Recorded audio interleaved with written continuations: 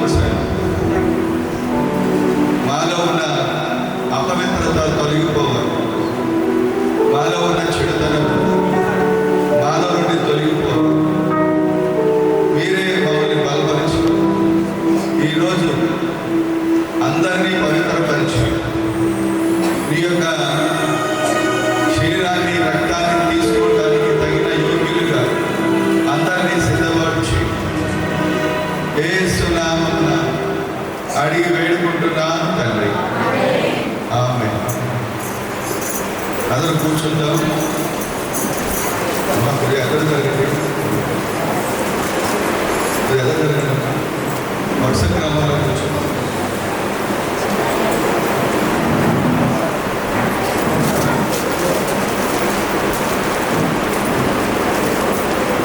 ఎదురు జరగండి, ఎదురు జరగండి, అల్వాలు ఉంటుంది.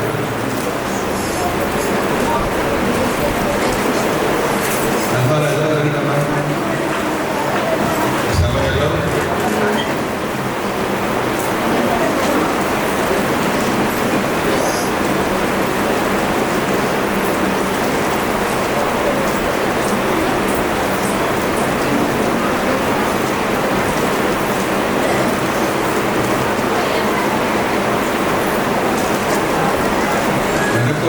జరుగుతుంది. ఈ సమయంలో ప్రభు మనల్ని ఎంతగానో ప్రేమించాడు, కాపాడాడు. పక్కన వాళ్ళు పదాలు చెప్పండి, పక్కన చేయి కలపండి.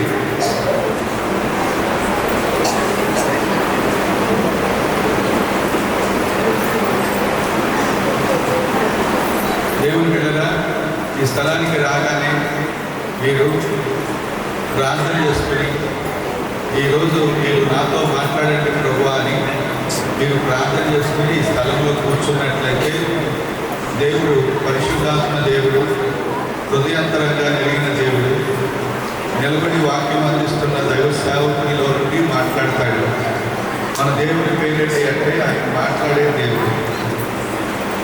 దేవుని పిల్లరా, మరి జనవరి గడిచిపోయింది, అలాగే ఫిబ్రవరి కూడా గడిచిపోయింది. ఫిబ్రవరి నెల మనము మార్చి నెలలో ప్రవేశించాం. ఇంకా 10 నెలలు మన ముందు ఉన్నాయి.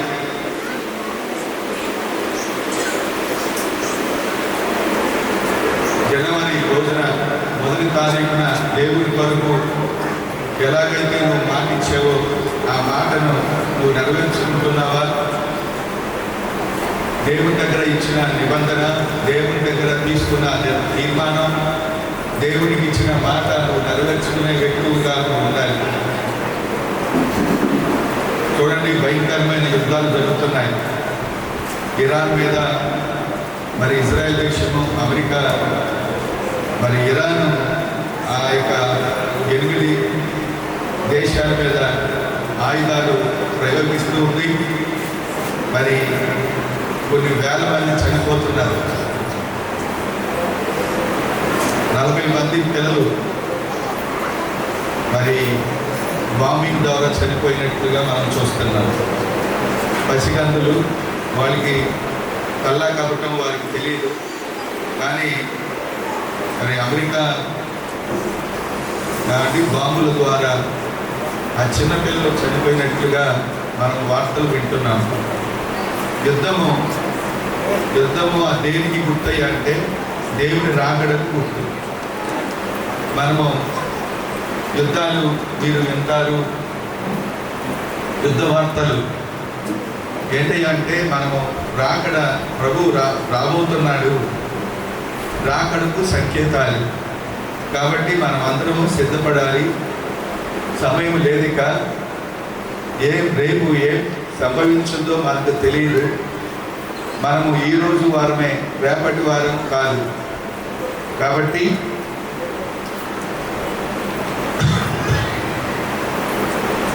ఈ సమయంలో దేవుడి వాక్యాన్ని కొరకు మన హృదయాన్ని మనం సిద్ధపరచుకుందాం. ఈ సమయంలో దేవుడి వాక్యాన్ని చదువుతాను. 51వ యెషయా గ్రంథం 51వ అధ్యాయము 11వ వచనం. యెహోవా విమోచించిన వారు సంగీత నాదములతో సియోనుకు తిరిగి వచ్చేది. నిత్య సంతోషము వారి తలల మీద ఉంటుంది. అందరూ చెప్పుదాం, యెహోవా విమోచించిన వారు సంగీత నాదములతో సియోనుకు తిరిగి వచ్చేదారు. నిత్య సంతోషము వారి తలల మీద ఉండెను. వారు సంతోషానందం గలవారగుదురు.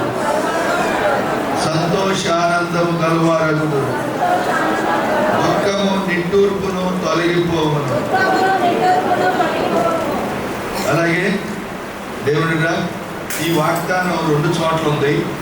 మరొక స్థలంలో మరొక వాగ్దానం, అదే 35వ అధ్యాయం 10వ వచనం.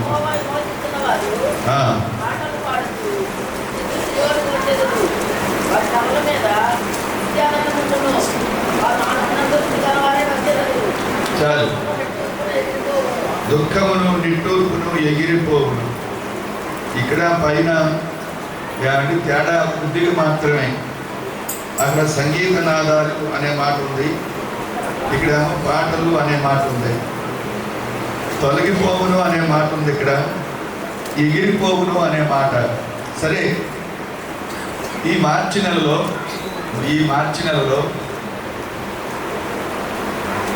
ఏదైనా ఒక 1వ తారీఖు కాబట్టి ఏదైనా ఒక వాగ్దానం నేను చెప్పాలి అని దేవుని సన్నిధిలో ప్రార్థన చేసుకొని ఈ స్థలానికి వచ్చాను. వాగ్దానము చాలా ప్రాముఖ్యమైంది. దేవుని బిడ్డలారా, వాగ్దానము మనిషిని ఆదరించుద్ది, మనిషిని బలపరుచుద్ది, శక్తివంతులుగా మార్చుద్ది, నిరీక్షణ కలిగిన వారిగా మార్చుద్ది. దేవుని వాగ్దానం ఎప్పుడు దేవుడు నిన్ను ప్రేమించాడు అనటానికి కానీ ఈ వాగ్దానాలే ప్రాముఖ్యంగా ఎంచబడ్డాయి. దాదాపు 32,000 వాగ్దానాలు ఉన్నాయని ఒక మాట చెప్తాను. బ్రిటిష్ దొరగారు భారతదేశంలో ఉన్నాడట కొంతకాలం. బ్రిటిష్ దొరగారి దగ్గర ఒక ఆమె పనిచేసిందట. ఒక ఆమె పనిచేసిన తర్వాత బ్రిటిష్ దొరగారు దాదాపు 30-20 సంవత్సరాలు ఉన్నాడు. తన స్వదేశానికి వెళ్తూ వీలునామా రాసి ఆ సహోదరికి ఇచ్చి, అమ్మా, ఇంతకాలం నువ్వు నా దగ్గర పనిచేసావు, ఇదిగో గుర్తుగా ఇదిగో నేను దీన్ని నీకు ఇస్తున్నాను అని ఆ వీలునామా పత్రాన్ని ఆ సహోదరికి బ్రిటిష్ దొరగారు ఇచ్చి వెళ్ళిపోయాడు. ఏమి కాలాపన ఏంటి అంటే గుర్తుగా పెట్టుకో అనే మాట అన్నాడు కాబట్టి ఒక ఫ్రేమ్ తయారు చేసి, ఫోటో ఫ్రేమ్ ఉంటుంది కదా, ఆ ఫోటో ఫ్రేమ్ లాగా తయారు చేసి గోడ మీద ఎలాడదీసిందట. ఆమె బ్రిటిష్ దొరగారు లేరు, వెళ్ళిపోయారు. ఆమె పేదరికంలో ఉంది. ఒకరోజు ఆమెకి జబ్బు చేసింది. డాక్టర్ గారిని పిలిపించింది. డాక్టర్ గారు బీపీ షుగరు చెకప్ చేస్తున్నాడు. ఈ లోపల గోడ వైపు తిరిగి చూచినట్ట. చూస్తే అదేంటి సిస్టర్, అదేంటి అని అడిగాడట. అని కాదు, దొరగారు వెళ్ళేటప్పుడు, ఏమండి, జ్ఞాపకార్థంగా నేను దీన్ని నీకు ఇస్తున్నాను అని చెప్పాడు. కాబట్టి ఆ దొరగారు జ్ఞాపకార్థంగా నేను ఫ్రేమ్ కట్టించి నేను గోడ మీద తగిలించాను అందట. అంటే ఆ డాక్టర్ గారు వెళ్ళి చూచాడట.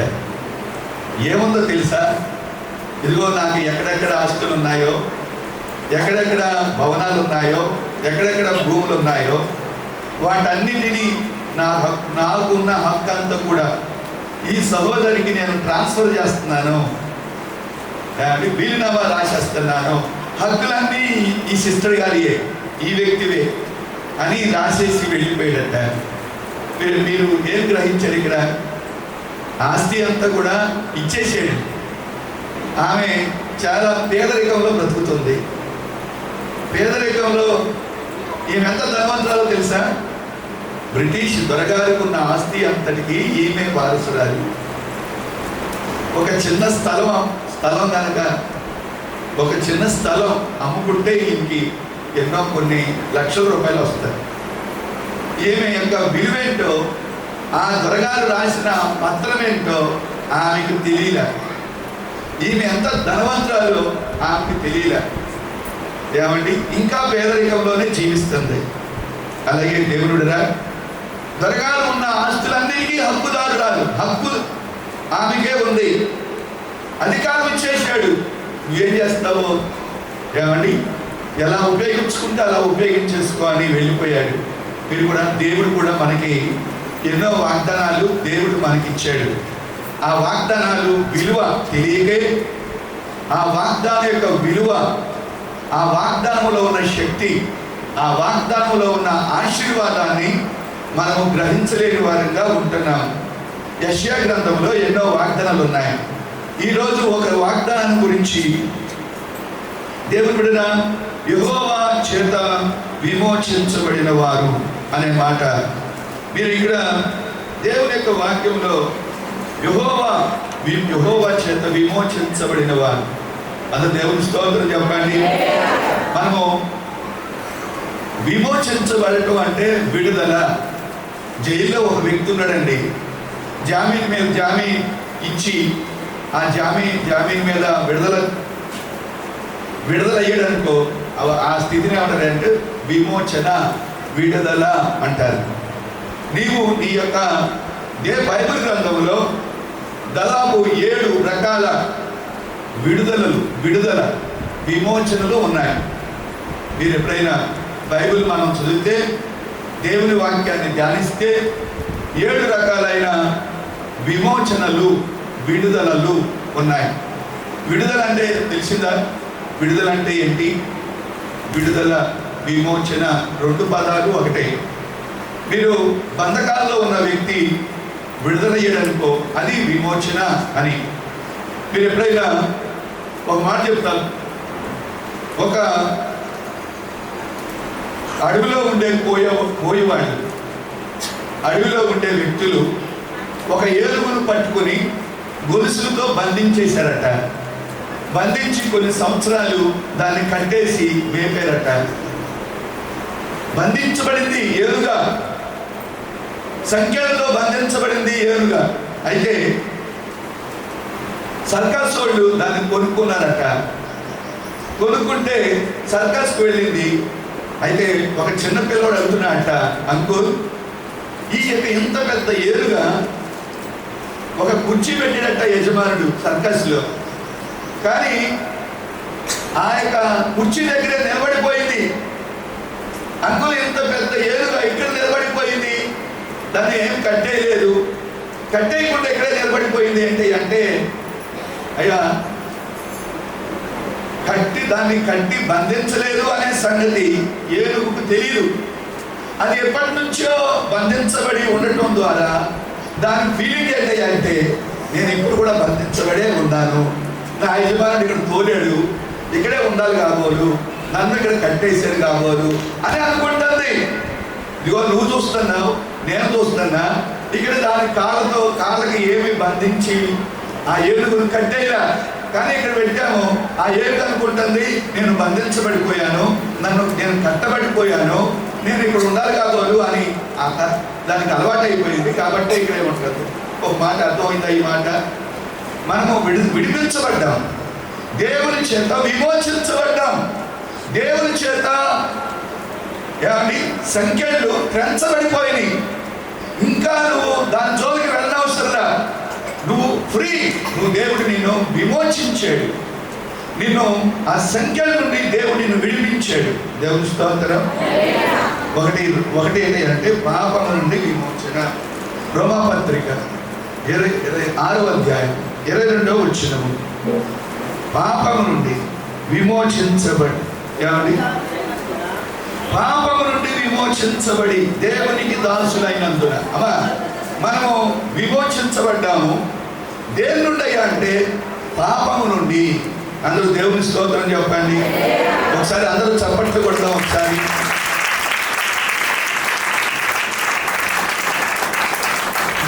మనల్ని ఎవరు విమోచించారు?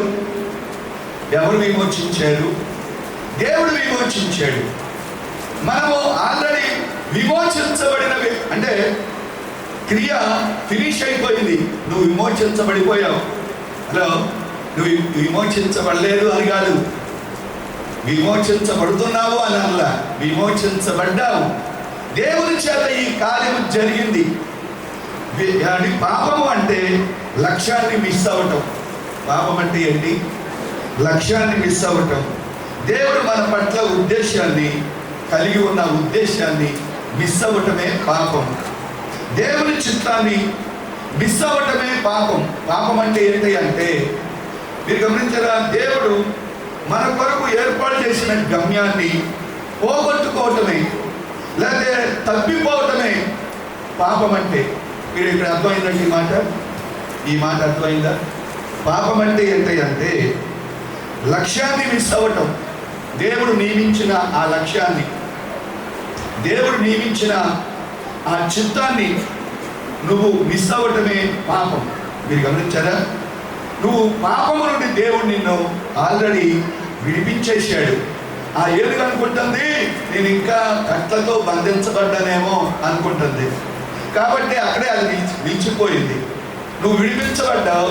ఏ దేవుడే నిన్ను విడిపించాడు, విమోచించాడు. రెండవది, అపరాధముల నుండి దేవుడు నిన్ను విడిపించాడు, విమోచించాడు. ఆ విషయాన్ని నువ్వు గుర్తుపెట్టుకోవాలి. మీరు ఎఫెసీ పత్రిక 1వ అధ్యాయం 7వ వచనంలో విమోచనము అనగా మన అపరాధములకు క్షమాపణ మనకు కలిగి ఉన్నది. విమోచనము, మీరు గమనించారా? మన అపరాధము నుండి దేవుడు విమోచించాడు. మీరు పాప పరిహారార్థ బలి, అపరాధ పరిహార బలి అని పాత నిబంధనలో మనం చూస్తాము. మీరు గమనించారా? పాపం అంటే ఏంటో మనం విన్నాము. అపరాధం అంటే దేవుని మీద తిరుగుబాటు చేయటం. దేవుని మీద తిరుగుబాటు చేయటం. దేవుడు ఏదైతే చెయ్యొద్దన్నాడో అది నువ్వు చేస్తున్నావు అంటే ఎదిరిస్తున్నావు, తిరుగుబాటు చేస్తున్నావు. తిరుగుబాటు చేయటమే, ఎదిరించటమే అపరాధం. ఇది ఎప్పుడైనా మన యొక్క జీవితాల్లో ఎదిరించి చేయటమే అపరాధం. ఎదిరించటము మనము అలవాటు అయిపోయింది. చేయవద్దు అన్నది ఎదిరించి తిరుగుబాటు చేసి చేయటమే అపరాధం. మీరు గమనించారా? హలో, యేసు ప్రభు నీ అపరాధముల నుండి కూడా దేవుడు నిన్ను విమోచించాడు. దేవుని స్తోత్రం అని చెప్పండి. దేవుని స్తోత్రం. మనము నేను విడిపించబడ్డాననే ఆనందమైన మీరు వ్యక్తపరచాలి. అవునా? మీరు ఇంత పెద్ద ఏరుగా ఒక చిన్న గొలుసు పెట్టి ఆ సర్కస్లో కట్టేస్తే తను తెలియదు, నేను కట్టబడిన ఈ చిన్న గొలుసు నేను కొద్దిగా బలాన్ని ఉపయోగిస్తే ఏమండి ఆ యొక్క గుణపం లేకపోతే ఆ పులుగు ఉండదు, ఆ యొక్క గొలుసు కూడా ఉండదు. ఒక దారం దిగినట్టు దిగిపోద్దు. ఇంత పెద్ద ఏనుగు చిన్న ఏమండి ఆ గొలుసు ద్వారా కట్టేయబడి ఉంటుంది. మీరు ఎప్పుడైనా నీ బలం ఏంటో నీకు తెలుసా? నీ యొక్క బలము, దేవుడు నీకు ఇచ్చిన బలం ఏంటో నీకు తెలుసా? సరే, నేను తొందరగా చెప్పాలి. మీరు ఎప్పుడైనా వాక్యాన్ని వినండి, నువ్వేంటో నువ్వు తెలుసుకో. ఒకటి, దేవుడు నిన్ను విడిపించాడు. ఇది దైవ కార్యం. నువ్వు పాపము నుండి విడిపించబడ్డావు.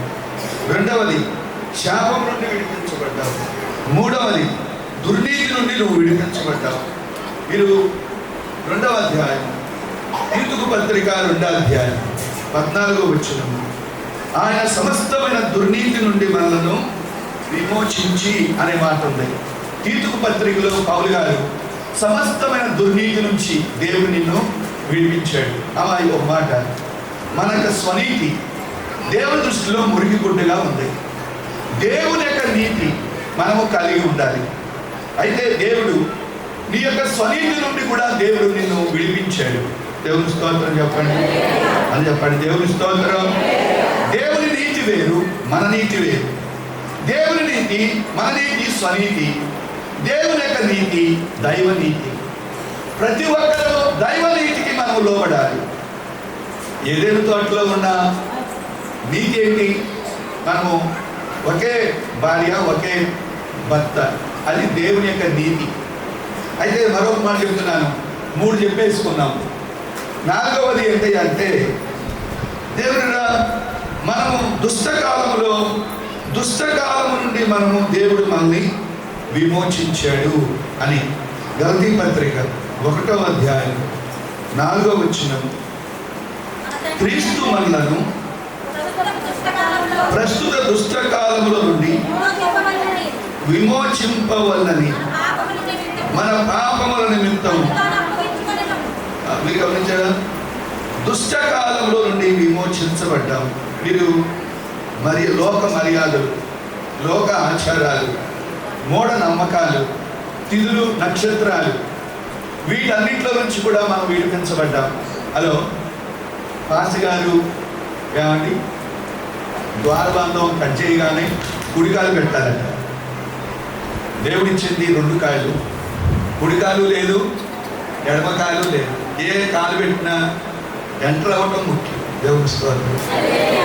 మీరు ఎప్పుడైనా ఆచారాలు ఏమండి, లేకపోతే మర్యాద, లోకాచారాలు, మూఢనమ్మకాలు, ముహూర్తాలు, వాస్తు ఏమండి, శకునాలు, ఇవన్నీ కూడా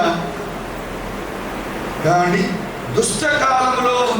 దుష్టకాలానికి సాదృశ్యం. వాటి నుండి కూడా దేవుడు మనల్ని విడిపించాడు. 1 పాపం నుండి విడిపించాడు, 2 అపరాధం నుండి విడిపించాడు, 3 దుర్నీతి నుండి దేవుడు మనల్ని విడిపించాడు, 4 దుష్టకాలం నుండి మనము విమోచించబడ్డాం. దేవుని స్తోత్రం చెప్పండి. 5వది దేవుడిగా 5వది శాపము నుండి కూడా దేవుడు మనల్ని విడిపించాడు.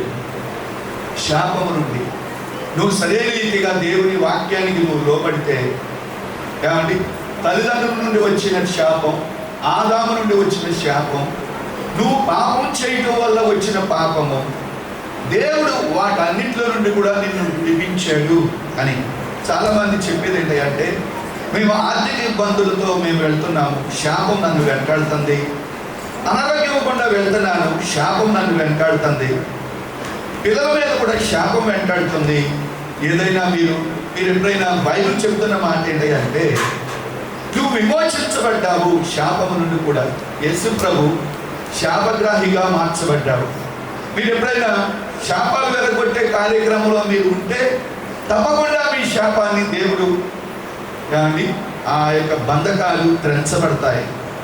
ఆ బంధకాల నుంచి నువ్వు విడిపించబడతావు. నువ్వు కొద్దిగా కష్టపడితే ఆ శాపపు కట్లన్నీ కూడా దేవుడు నీకు విడుదల ఇస్తాడు. దేవుని స్తోత్రం చెప్పండి. దేవుని స్తోత్రం. చాలాసార్లు శాపాలు విరగొట్టే సమయంలో శాపాలు కానీ దేవుని బిడ్డరా, గలతీ పత్రికలో 3వ అధ్యాయము 13, 14 వచనంలో అబ్రహాము పొందిన ఆశీర్వచనము క్రీస్తు యేసు ద్వారా అన్యజనులకు మనకు కలుగుటకై క్రీస్తు మన కోసం శాపమై ధర్మశాస్త్రం నుండి మనల్ని విమోచించెను. మీరు ఎప్పుడైనా శాపం ఎలా ఉంటుంది అంటే, యెహోషువ యెరికో పట్టణాన్ని శపించాడు. దాన్ని ఎవరైనా పునాది వేసిన మొదటి కుమారుడు చనిపోతాడు, ద్వారబంధం ఎత్తితే కనిష్ఠుడు చనిపోతాడు అని. 500 సంవత్సరాలు అయిన తర్వాత అహాబు రాజుగా ఉన్న సమయాల్లో ఒక రాజు వచ్చి యెరికో పట్టణంలో ద్వారబంధం పునాది వేసాడట. ఆ ప్రథమ కుమారుడు చనిపోయాడట. ద్వారబంధం పెట్టాడట, కనిష్ఠుడు చచ్చిపోయాడట. ఎందుకంటే ఆ దినాల్లో యెహోషువ దాన్ని శపించాడు. మనం ఎప్పుడు కూడా శాపాలు అనేవి ఉన్నాయి. అయితే యేసుక్రీస్తు ప్రభు ద్వారా మన యొక్క సమస్తమైన శాపము నుండి కూడా దేవుడే మనల్ని విడిపించాడు. మనం విమోచించబడిన వారు. దేవుని స్తోత్రం అని చెప్పండి. దేవుని స్తోత్రం. ఎప్పుడు అనుకోబాకు, మీరు దుష్టకాలం నుండి దేవుడు నిన్ను విమోచించాడు, దుర్నీతి నుంచి దేవుడు నిన్ను విడిపించాడు, శాపము నుండి కూడా దేవుడు నిన్ను విడిపించాడు. ఆల్రెడీ ఏమండి ఏనుగు ఆల్రెడీ దానికి ఏం కట్టలా, కానీ అక్కడ కూర్చుందంతే. తను ఫీలింగ్ అంటే నేను కట్టబడ్డాను అనుకుంటుంది. యేసు రక్తం చేత నువ్వు కడగబడిన తర్వాత నువ్వు చాలా భాగ్యవంతుడు, నువ్వు చాలా విడుదల పొందిన వ్యక్తివి. సరే, మీరు హెబ్రీ పత్రికలో కూడా హెబ్రీ పత్రిక 6వ విషయం చెప్తున్నాను. మనలను మరణ భయం నుండి కూడా దేవుడు మనల్ని విడిపించాడు అని హెబ్రీ పత్రిక 2వ అధ్యాయం 13వ వచనంలో, మరణము యొక్క బలము గల వారిని అనగా అపవాదిని మరణము ద్వారా నశింపజేయుటకు జీవితకాలం అంతయు మరణ భయము చేత దాస్యములకు లోబడిన వారిని విడిపించుటకు, మరణ భయము మనలను విమోచించుటకు. మీరు ఎప్పుడైనా చాలామంది మరణ భయము చాలామంది తరుగుతూ ఉంటుంది. కొంతమందికి మరణం అంటే భయం, చచ్చిపోతానే. మీరు ఎప్పుడైనా యేసు ప్రభు నీ మరణ భయం నుండి కూడా దేవుడు నిన్ను విడిపించాడు అనే మాట నువ్వు గుర్తుపెట్టుకోవాలి. ఇది 6వది. మీరు ఎప్పుడైనా బెల్షెజరు ఒక పార్టీ ఏమండి రాజు మంత్రులు అందరితో ప్రధానమైన వ్యక్తులతో బాగా తాగేశాడు ఏమండి. అశ్లీలంగా స్త్రీలు బట్టలు లేకుండా అక్కడ డ్యాన్స్ చేస్తున్నారు. ఆ చోట ఒక గోడ మీద ఒక చేయి రాత రాసింది, మెనే మెనే టికెల్ ఉపార్షన్. ఆ రాత ఎప్పుడైతే చూచాడో అతనిలో భయం వచ్చేసింది. ఈ యొక్క నరాలు కీళ్ళు వణిగిపోతున్నాయి, తనంతటి తను తిరిగిట్లా షేక్ అవుతున్నాడు, అంత బాడీ షేక్ అవుతూ ఉంది. భయం, మరణ భయం ఆయన ఆవరించింది, మరణ భయం ఆయనకు వచ్చేసింది. రాజే కానీ మరణం అంటే భయపడుతున్నాడు. మీరు ఎప్పుడైనా ఈ మాట చూస్తే దేవుని చావనే పదం. మీరు పౌలు గారు మరణమా నీ ముళ్ళు ఎక్కడ, మరణమా నీ విజయమే. మీరు కొరింథీ పత్రికలో పౌలు మరణాన్ని సవాలు విసురుతున్నాడు. హలో మరణమా నువ్వేమి, నీ ముళ్ళు ఎక్కడ, నీ విజయం ఎక్కడ? మరణపు ముళ్ళు దేవుడు విరిచేసాడు. నేను మరణం అంటే భయపడను, బ్రతుకుట క్రీస్తే చావైతే లాభం. హలో మరణం అంటే నేను భయపడను. మీరు ఎప్పుడైనా ఒక తల్లి ఓడలో ప్రయాణం చేస్తుందట, ప్రయాణం చేస్తుంటే ఓడ మునిగిపోయిందట. మునిగిపోతుంది. ఆ యొక్క ఓడ నాయకుడు అనౌన్స్మెంట్ చేశాడు, ఓడ ప్రమాదంలో వెళ్ళిపోయింది, మునిగిపోతుంది, సేఫ్టీ బోట్లు ఉపయోగించుకుని మీరు బయట పడండి. ఒక ఆమె అయితే పాటలు పాడుతుందట. అందరూ భయము, చచ్చిపోతాను భయం భీతితో వాళ్ళు ఏం చేస్తున్నారో వాళ్ళకి తెలియకుండా ప్రవర్తిస్తున్నారు. సేఫ్టీ బోట్లైనా ఒక క్రమబద్ధంగా వేసుకుంటే అది సేవ్ అవుతారు. భయం వచ్చేసేస్తే లోపల వీడు ఏం చేస్తున్నాడో వీడికి తెలియదు. మీరు గమనించారా? అందట ఏంటి అంత సరదాగా, అంత హ్యాపీగా, అంత నిబ్బరంగా ఉన్నా అని కాదు. మా పెద్దమ్మాయి ఆల్రెడీ వెళ్ళిపోయింది. అలాగే రెండో కుమార్తె చూడటానికి నేను షికాగో బయలుదేరి వెళ్తున్నాను. నేను వెళ్తే ఎటైనా మంచిదే. నేను ఒకవేళ త్వరలో చనిపోతే నా పెద్ద కుమార్తె కలుసుకుంటాను. ఒకవేళ నేను క్షేమంగా వెళ్తే నా రెండో కుమార్తెను కలుసుకుంటాను. ఎటైతే ఏంటి అని మీరు గమనించారు. దేవుని బిడ్డలకి చక్కగా నిబ్బరం ఉంటుంది. దేవుని స్తోత్రం చెప్పండి, దేవుని స్తోత్రం. డాక్టర్లు చనిపోతావయ్యా అని చెప్పిన పట్టొచ్చినట్టు నిబ్బరంగా ఉన్నారు. అది ఎప్పుడైనా మీరు కలిగి ఉన్నారా? హలో పౌలుకి భయం లేదు. నేను ప్రాణార్పణంగా, హలో నేను ఎలా చంపమంటావు పౌలని అడిగాడట రోమా సైనికులు. నేను ఎలాగా గురేయమంటావా ఏమండి? అయితే అన్నట చిరఛేదన చేయండి, నా యొక్క రక్తం ప్రాణార్పణంగా ఒక నదిలాగా ప్రవహించాలి. ఈ బాడీలో నుండి ఒక పైపు ప్రవహించినట్లుగా రక్తం ప్రవహించాలి. దేవుని కొరకు నేను ప్రాణార్పణంగా పోయిపోతున్నాను. దేవుని స్తోత్రం. అదే చెప్పండి, దేవుని స్తోత్రం. అంటే దేవుని బిడ్డలు మనం అంటే భయం, మన భయం నుండి కూడా దేవుడు మనల్ని విమోచించేది. మీరు ఎప్పుడైనా ఆ యొక్క బెల్షాజరు రాజు మనమంటే భయపడ్డాడు. దానియేలు వచ్చి అని చెప్తున్నాడు, నువ్వు దేవుడు నిన్ను లెక్క తీసాడు, తక్కువ వాడు అయిపోయావు, కాబట్టి నువ్వు బ్రతుకు చచ్చిపోతావు, నీ రాజ్యం కూడా నిలవదు అని చెప్పేశాడు. దేవుడు కూడా నిన్ను తూకం వేస్తాడు. హలో, ఈ సమయంలో దేవుడు బిడ్డరా, మరణ భయం నుండి దేవుడు మనల్ని విడిపించాడు. మరణం అంటే భయపడకూడదు. నువ్వు అంతటిగా బీపీ పెరిగిపో కూర్దానికి నువ్వు ప్రమాదంలో ఉన్నావు. ఈ యొక్క రిపోర్టు ఈ హార్ట్ రిపోర్టు చాలా బాధాకరంగా ఉంది అని నువ్వు చచ్చిపోబోతున్నావు అన్నవరకు ఇంకా ఓ 10 రోజుల క్రితం 10 రోజుల తర్వాత చచ్చిపోవలసినట్టు ఈరోజు చచ్చిపోతాడు. దేవుని స్తోత్రం. అదే దేవుని స్తోత్రం. నేను చెప్తున్నది ఏంటి అంటే దేవుని బిడ్డలు ధైర్యంగా ఉంటారు, ధైర్యంగా ఉంటారు. బ్రతికేది దేవుడు ఎంతకాలం బ్రతికిస్తే అంత నేను బ్రతుకుతాను. కాబట్టి మరొక మాట చెప్తున్నాను. 7వ విషయం ఏంటంటే 7వ విషయము ఆయన మనను అంధకార సంబంధమైన అధికారం నుండి కొలసీ పత్రిక 1వ అధ్యాయం 13-14 వచనాలు. అంధకార సంబంధమైన అధికారం నుండి విడుదల చేసి తాను ప్రేమించిన రాజ్య నివాసులుగా సాతాను చేతుల నుంచి దేవుడు మనల్ని విడుదల చేశాడు. హలో, మంత్రాలు చాటవాళ్ళు నేనేం ముట్టుకోవు, ముట్టడానికి వీల్లేదు. హలో సైతానా, నువ్వు నా దగ్గరికి రావడానికి వీల్లేదు. యేసయ్య రక్తం చేత నేను కప్పబడి ఉన్నాను. యేసయ్య రక్తం నా మీద ఉంది. ఎవరు చాటవాళ్ళు చేసుకున్నా నన్ను అయితే మిరపకాయలు, వెంట్రుకలు, నిమ్మకాయలు రోడ్డు మీద పడేసారనుకో, నువ్వేం తొక్కానండి, గబుక్కులు తొక్కేసేనండి, భయపడిన అవసరం లేదు. వెళ్ళిపో సైతానా అంటే వెళ్ళిపోవాలి. ఎందుకంటే దేవుడు నీకు అధికారం ఇచ్చాడు. మన దేవుడు సాతాన్ని జయించాడు. దేవుని స్తోత్రం అని చెప్పండి. దేవుని స్తోత్రం.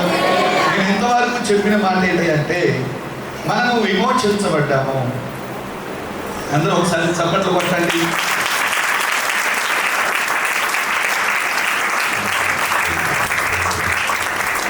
దేవుని పిల్లరా, విమోచించబడిన మనము ఏమవుతామంట?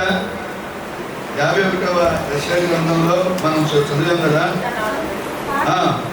విమోచించబడిన మనము సంగీత నాదములతో తిరిగి వచ్చారు. మీరు ఎప్పుడైనా విమోచించబడిన వారు పాటలు పాడతారు. హలో, నువ్వు కనుక విడుదల పొందితే నిన్ను నీ హృదయంలో గొప్ప ఆనందము ఒక నదిలాగా నీలో ప్రవహించడం ప్రారంభమవుతుంది.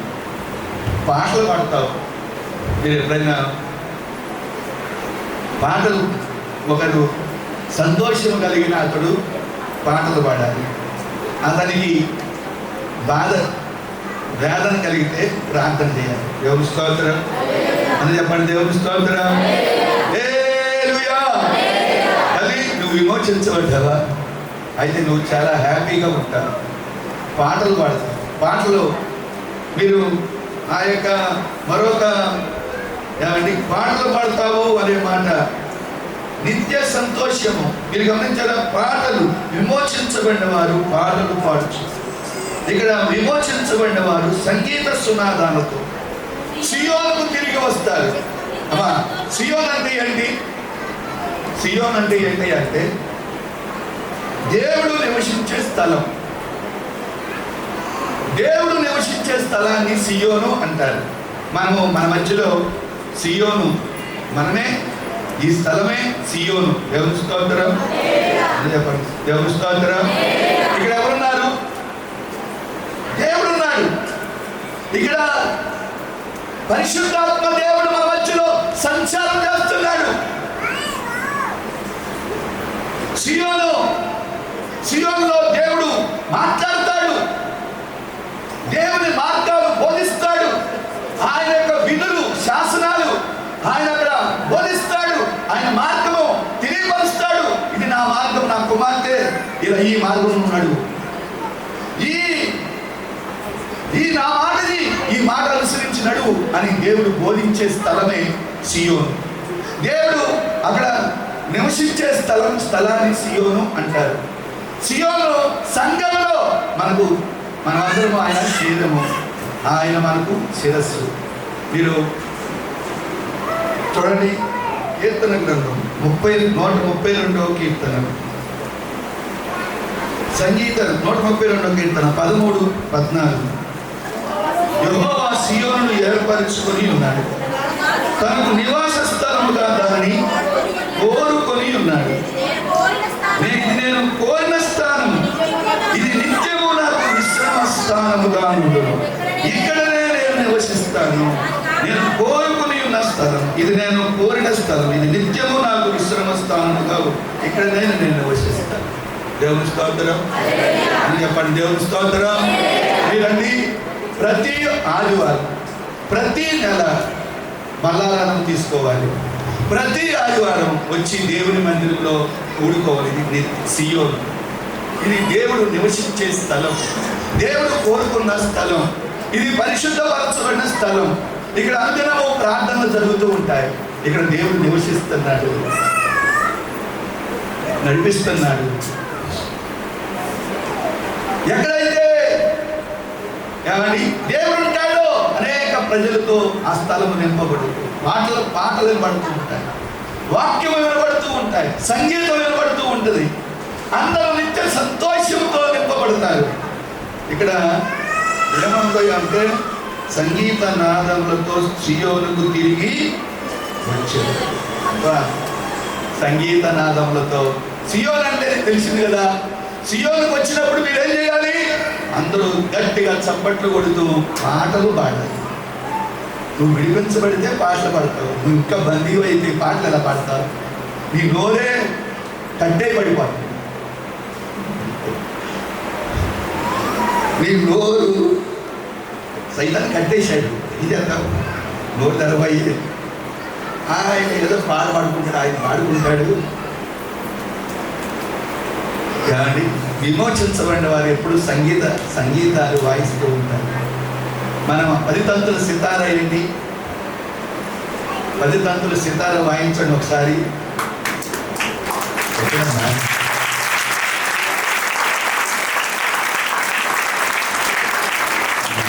బలో యేసు మహారాజుకే, రాజుల రాజుకే, ప్రభుల ప్రభువుకే, పాపుల రక్షకునికే, విడుదల కలుగజేసిన యేసయ్యకే. దేవుని స్తోత్రం. మీరు ఎంత హుషారుగా ఉంటారు తెలుసా? ఎంత హుషారుగా, ఎంత సంతోషంగా ఉంటారు తెలుసా? సియోనులో జరిగే కార్యం ఏంటి అంటే, దేవుడు విడుదల, దేవుడు అక్కడ ఉంటాడు, అక్కడ నివసిస్తాడు. ఇది కోరుకున్న స్థలం. ఈ ప్రజలందరూ దేవుడి చేత రక్షించబడిన వారు, ఆయన స్వరక్తము చేత కలగబడిన వారు. మీరు సామాన్యులు కాదు. హలో, మీరు ఎప్పుడైనా యెషయా గ్రంథం 2వ అధ్యాయం 3వ వచనంలో సియోనులో నుండి ధర్మశాస్త్రము యెరూషలేము నుండి యెహోవా వాక్కు బయలుదేరింది.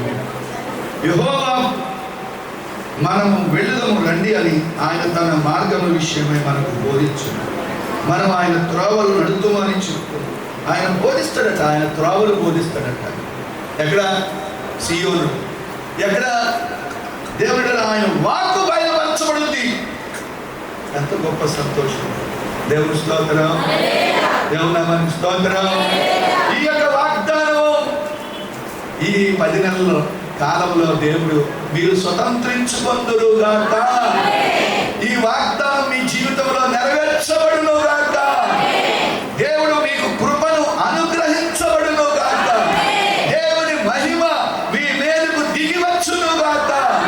ఈ వాగ్దానం ఇదిగో మీరు తల్లి కనుక వీళ్ళమ్మ రాసేసి త్వరగారు ఇస్తే పనికిరానిదిగా ఒక ఫోటో ఫ్రేమ్ పెట్టేసింది. అసలు నువ్వు ఎంత భాగ్యవంతురాలు. ఏ ఒక్క స్థలమంగా కోట్లు లక్షలు. ఏమండి, దరిద్రుడు దాన్ని, నేను దిక్కులేదు దాన్ని, నాకు డబ్బులు సరిగా లేవు. ఏమండి, కరెంటు బిల్లుకి డబ్బులు లేవు. ఆ మాట్లాడు. ఏమండి, దేవుని స్తోత్రం చెప్పండి. మన దేవుడురా, దేవుని మార్గం ఏంటో తెలియపరచబడే స్థలం సియోను. ఆయన చిత్తం ఏంటో తెలియపరచబడే స్థలం, ఆయన వాక్కు ద్వారా మాట్లాడే స్థలం, అది సియోను. దేవుడు కోరుకున్న స్థలం. మరొక మాట చెప్తానండి, మరొక మాట, నిత్య సంతోషము వారి తల మీద ఉండును. మీరు గమనించండి, మరొక మాట, నిత్య సంతోషము. హలో, లోకంలో సంతోషం ఎలా వస్తుందండి? మీరు చాలామంది ఏసీ గదుల్లో ఉంటే సంతోషమా? చాలామంది 5 స్టార్ హోటల్కి వెళ్ళి ఆ కుర్చీ మీద కూర్చొని ఆ యొక్క ఏమండి ఆ బౌల్స్లో నుండి నీకు వడ్డిస్తూ ఉంటే, ఆహా 5 స్టార్ హోటల్, నేను ఇక్కడికి రాగారు. అసలు నేను రాలేను. మంత్రులు పెద్ద పెద్ద కోటీశ్వరులు వచ్చేస్తాను. అక్కడ సంతోషమా? నేను వేసుకున్న కొత్త బట్టలు బట్ట, లేకపోతే మీరు ఏ సంతోషమైనా ఒకరోజు కొత్త బైక్ కొన్నామనుకో, అది ఒక 10 రోజులు, లేకపోతే ఏదో ఒక ఏమండి సరే మన కొత్త బట్టలు కొనుక్కుంటే సంతోషం ఎన్ని రోజులు ఉంటుంది? వాషింగ్ ఇచ్చిన తర్వాత దాని మీద సంతోషం. దేవుని స్తోత్రం. దేవుడు ఇచ్చే సంతోషం తెలుసా? నిత్య సంతోషము నీ తల మీద ఉంటుంది. పౌలు గారు ఎక్కడి నుంచి? జైల్లో ఉండి, కఠిన కారాగార శిక్షలో ఉండి, రేపో మాకో చిరచ్ఛేదం చేయబడిపోతున్నాడు. ఏమండి, ఆయన సంతోషాన్ని చూచట ప్రెతోరియం అనే సేనలో ఉన్న నలుగురు ప్రతి 6 గంటలకు వచ్చేవాళ్ళట. 2 మారుమనసు పొందేవాళ్ళట. అనేక మంది జైల్లో ఉండగానే పౌలు అనేక మంది సైనికులను మార్చిపడేశాడు. దేవుని తట్టు తిప్పాడు. పౌలు గారిలో ఉన్న ప్రభావం, పౌలు గారిలో ఉన్న దేవుని శక్తి ఆ విధంగా ప్రవహించింది. నిత్య సంతోషము. ఇదిగో మీరు ఆనందించండి ప్రభువునందు మీరు ఆనందించండి. మరో చెప్తున్నా, మీరు మర్చిపోతున్నారు. ఎక్కడి నుంచి రాస్తున్నాడు? బాధలో ఉండి, శ్రమలో ఉండి, కష్టాలు ఉండ, బ్రతుకు మీద ఆశలు లేవు. ఆ స్థితిలో నిరీక్షను పోగొట్టుకోవాలి, విశ్వాసాన్ని పోగొట్టుకోవాలి, దేవుని మీద ఉన్న ప్రేమను పోగొట్టుకోవాలి. ధైర్యంగా నిర్భరంగా సంఘాన్ని హెచ్చరిస్తున్నాడు, మీరు సంతోషించండి. ఇది నా మాటలు కాదు, దేవుడే చెప్పమంటే చెప్తాడు. దేవుని స్తోత్రం అని చెప్పండి. దేవుని స్తోత్రం. మీరు ఎప్పుడైనా పౌలు గారు నీ తల మీద నిత్య ఆనందం, మీకు ఇదే ఆనందం, లోకమిచ్చే ఆనందం, క్షణం 1 గంట. కొంతమంది నవ్వుతారు కానీ లోపల మీకు ఏం తెలుసు కదా, నేను ఎంత కృంగిపోతాను, నేను ఎంత కృంగుదల నాకు ఉందో, చింతలెంతో నాకు మీకేం తెలుసు.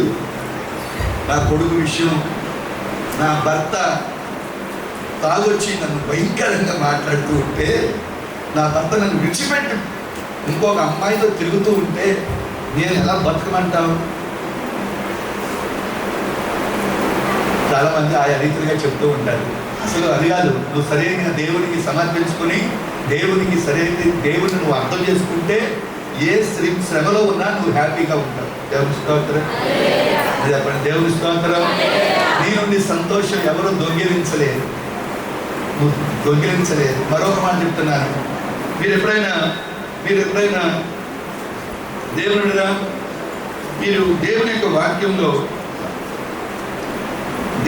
వాక్యంలో ఆ యొక్క కొరింథీ పత్రిక 12వ అధ్యాయంలో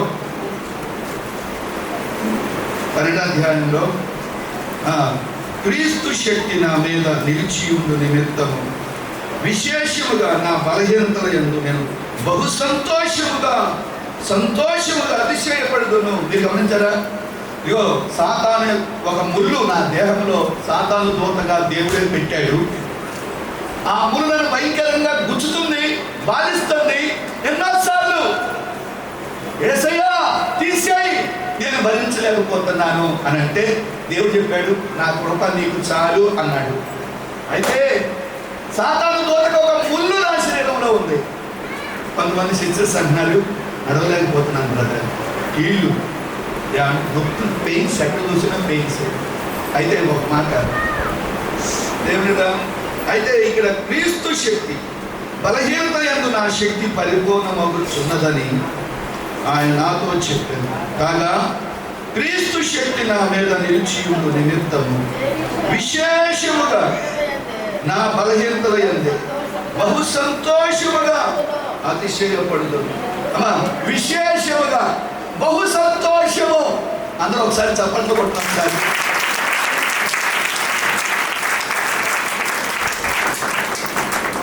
అది కాదు, మీ జీవితంలో ఒక ముళ్ళు, మీ ఇంట్లో ఒక ముళ్ళుగా గుచ్చుతూ ఉంటే, బాధిస్తూ ఉంటే బ్రతికెందుకండి? దేవుని బిడ్డలో ఆత్మహత్య చేసుకోవాలి. ఎందుకంటే వారిలో ఒక నిరీక్షణ, గురి, ఒక విశ్వాసం ఉంది.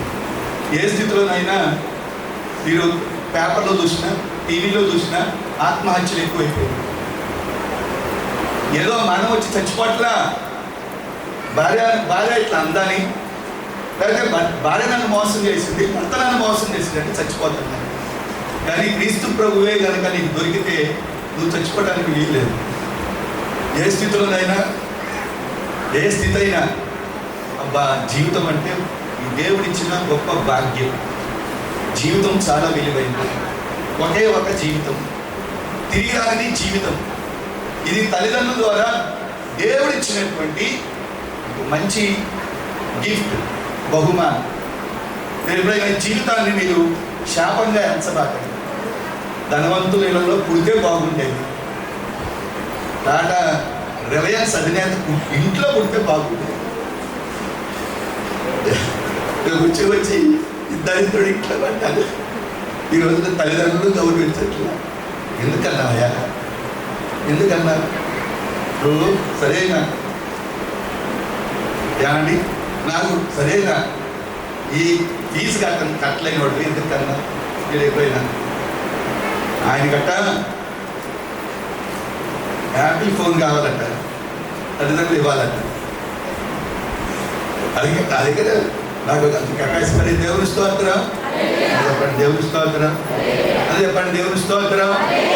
విశేషముగా ఇక్కడ నా బలహీనతల యందే బహు సంతోషము, బహు సంతోషము. ఈ మాట చూస్తే నాకు ఆశ్చర్యం. మీరు మాసిదోనియా సంఘంలో పౌలు గారు 8వ అధ్యాయం 2 కొరింథీ పత్రిక 8వ అధ్యాయం 1వ వచనంలో, సహోదరులారా దేవుని కృపను గురించి మీకు తెలియచేయుచున్నాను, వారు శ్రమల వల్ల పరీక్షింపబడగా అత్యధికంగా సంతోషించిరి. అందరూ ఒకసారి చప్పట్లు కొట్టండి.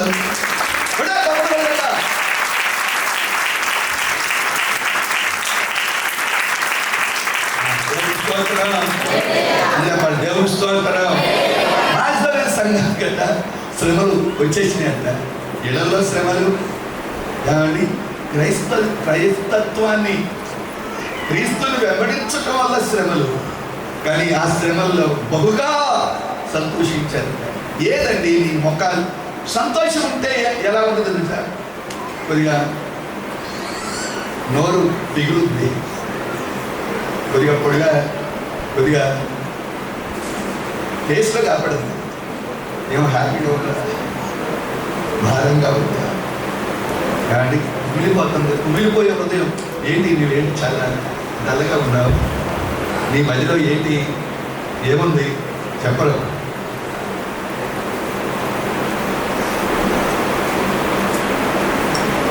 నీవు నీ యొక్క హ్యాపీగా ఉన్నావా లేదా అనేది నీ ఫేసే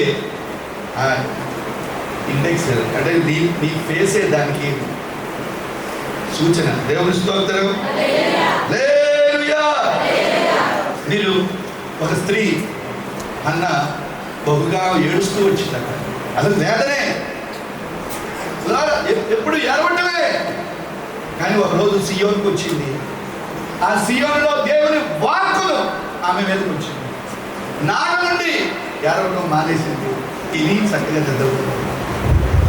కాబట్టి మీరు ఎంతమంది మందిరానికి వచ్చి నా బాధలన్నీ పోయినది కాదు, హ్యాపీగా ఉన్నాను కాదు, ఇప్పుడు భోంచేస్తున్నాను, అప్పుడు తినటమే ఏం తింటాం, తినేటప్పుడు కూడా వేదనతో నేను గడిపాను. ఇప్పుడు నేను చాలా వేదన తీసేసాడు దేవుడు అని ఎంతమంది చెప్తున్నారు ఇక్కడ. వచ్చేటప్పుడు నేను చాలా దుఃఖం అండి, ఎన్నో రోజులు బట్టి ఏడుస్తున్నాను అయ్యారు. ఈ రోజు నాకు నా దుఃఖానికి పరిష్కారం దేవుడు ఇచ్చాడు. దేవుని వాక్కు నా మీదకు దిగొచ్చాడు. యాజకుడు నాతో మాట్లాడాడు. కాబట్టి దేవుడిని ఏదైతే అడిగావో దేవుడు నీకు ఇవ్వబోతున్నాడని సూచన కూడా నాకు ఇవ్వబడి, ఇక నేను ఇంటికి వెళ్ళాను. దుఃఖముతో ఇక కడపనవసరం. దేవుని స్తోత్రం, చెప్పండి దేవుని స్తోత్రం. వీళ్ళంతమంది నిత్య సంతోషము నీ తల మీద ఉండాలి. నిత్య సంతోషమా? అదే జీవితం. జీవితం అంటే ఏదో మూసుకొని ఇక్కడేమో కొంతసేపు ప్రశాంతంగా ఉండి ఇంటికి వెళ్తే ఈ మాలోకం, ఇంట్లో అంత నిశ్శబ్దం, ఇంట్లో ఒంటరిదనం, ఇంట్లో ఎవరో సరిగా మాట్లాడరు, ఇంట్లో అసమాధానం. పరిస్థితులంతా చూస్తే నువ్వు ఎప్పుడు ఎవరన్నా చూడాలి, ఎవరన్నా చూడాలి. భర్త అంటూ చూస్తే పద్దాగా భార్య అంటూ చూస్తే దేవుడు చూడు. దేవుని స్తోత్రం, దేవుని స్తోత్రం, దేవుని స్తోత్రం. హల్లెలూయా.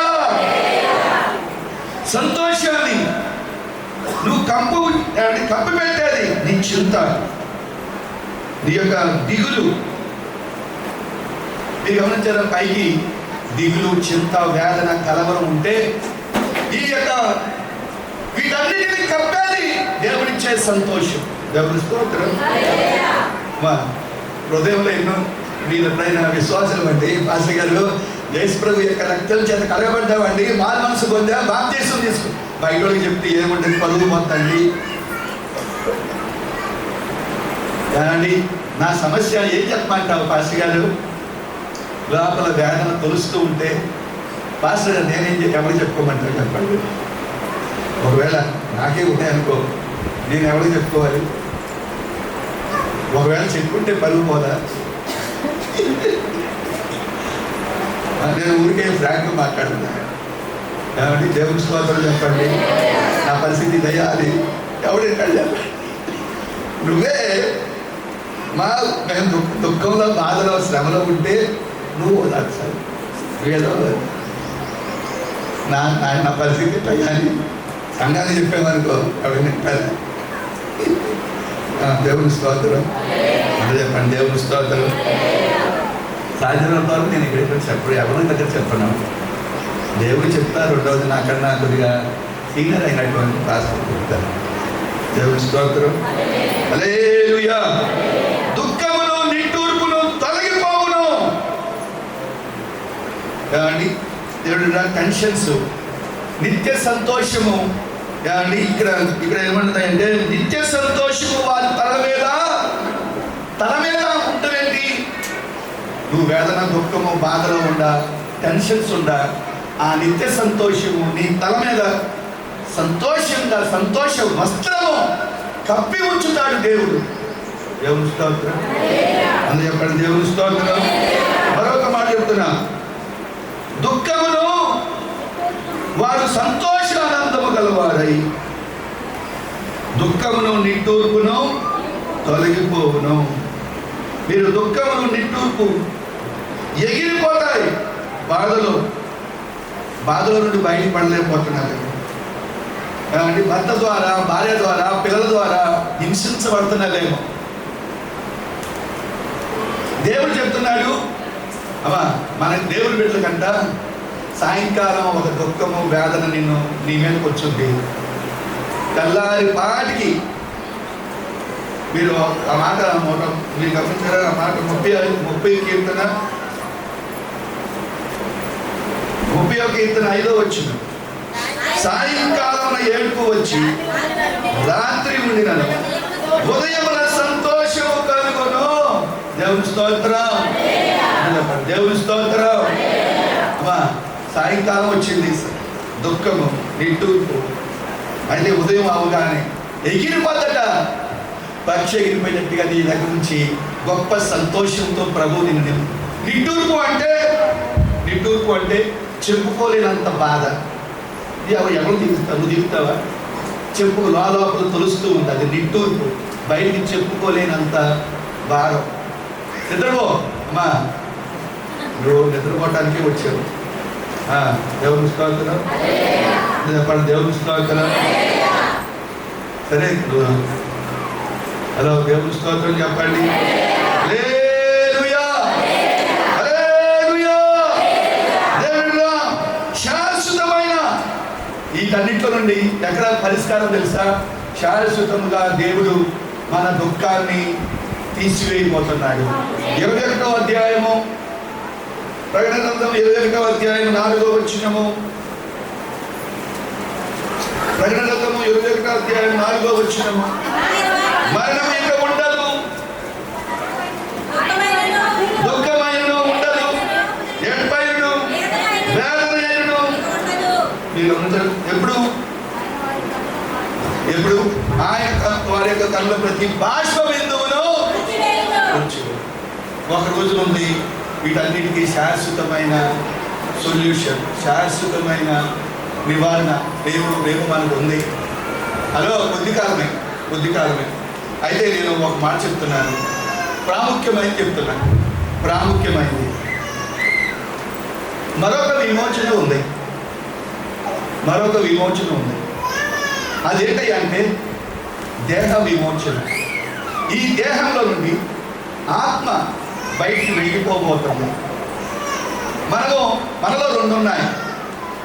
మనం బాహ్య పురుషుడు, రెండవది అంతరంగ పురుషుడు. దేహములో ఆత్మ ఉంది. ఆత్మ శాశ్వతమైంది. నువ్వెవరో అంటే నేను యేసుదాసు ఎవరో ఆత్మై ఉన్నాను.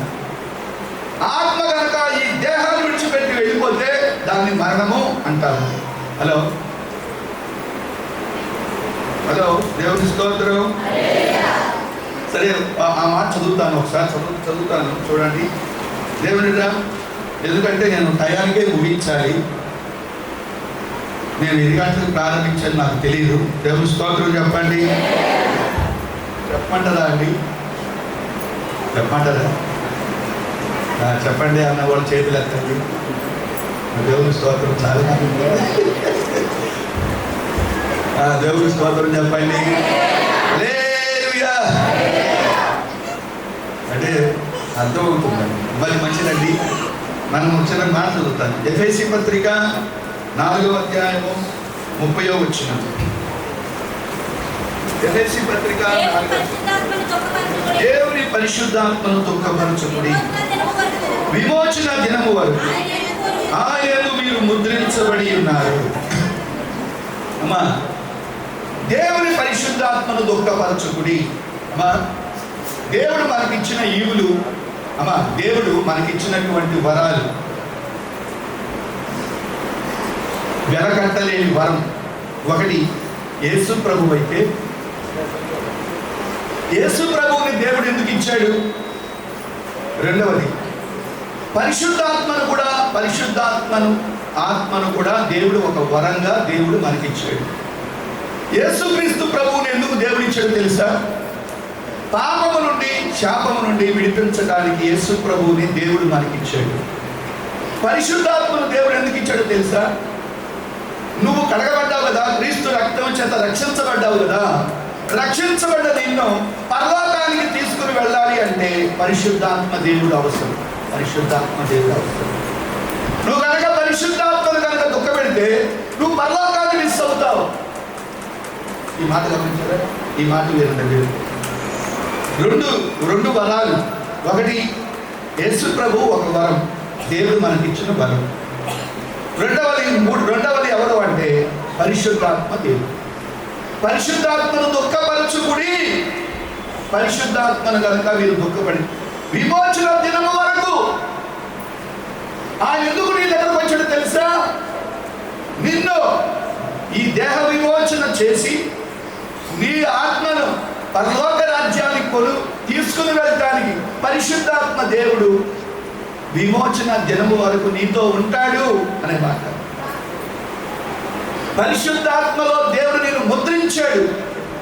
మీరు ఎప్పుడైనా ఈ మాట మరొకసారి ఎఫెసీ పత్రికలో 1వ అధ్యాయము 13, 14 వచనాలు, మీరు సత్య వాక్యమును అనగా మీ రక్షణ సువార్తను విని, ఇక్కడ ఒక మాట నేను ఒక అర్థం అవుతానని చెప్తున్నాను.